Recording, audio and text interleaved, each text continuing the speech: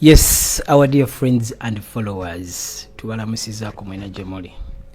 Tetutera nnyo kuvaayo ku nsonga ezitwogerwako abantu ab'enjawulo nti buli omu kyasanze kyabayogera nno, but eno ensonga eri sensitive nnyo, tubale tetuyinza kusirika. Previously twapostinga ku Facebook nti waliyo abantu abakozesa amannya gaffe. Okusingira ddala waliwo abakozesa amannya gange. Nze sirina Facebook page eri mu mannya ga Derickwaradio. So waliyo omuntu okusinzira ku research gye nakolaga yali Dubai yaggulawo page mu mannya gange ebifaananyi akozesa byange, akozesa Derickwaradio, afeera abantu abalimba abawa emirimu abakolera passport biki bingi. That is not me. Tuyina Facebook page ziri bbiri, eya Muna and Derrick, then neya Muna 256. Ezo zokka. Bw'otafuna message kuva ku eyo page, abasigadde bonna bafere. Okitegeera bannaye, company tuyina company bbiri zetukolera. Tuyina company ziri bbiri. Tuyina Multimine Tours and Travel e Dubai eyina ne branch wana Uganda. Ne tukolera ne Nadia Excel Recruitment eyo specifically etwala abantu Germany. Tetukolera ko company yonna. Yeah. Germany yokka. Germany yokka. Awatali USA, simanya UK, simanya wa only German. Kati nammwe abatufuula content nga bwe muwagalira bwe twogerako bino biri uvanyuma naku 2 naku 3 mutwogerako bannange musooke nga mukole ku research nga temunaba kwonona mannya g'abantu.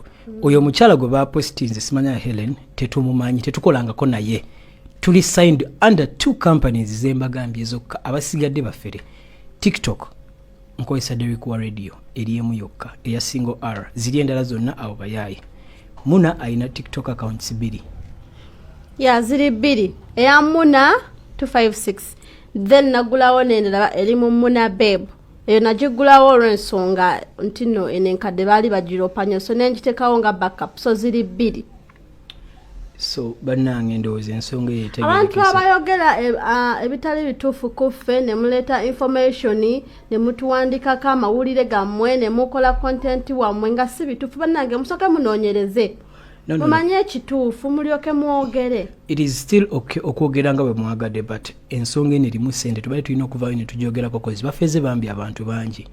Ife companies etukolera tetukwata cash wa muntu, ssente abantu bamanye eyo zisindika, enamba z'essimu tuzibateerako oba ntegerekese. So gwe wenna adiringa n'omufere, it is at your own risk. Tuvuddeyo ne tulambulula ensonga zino twazoogerako dda, mudiringe n'abantu abo at your own risk.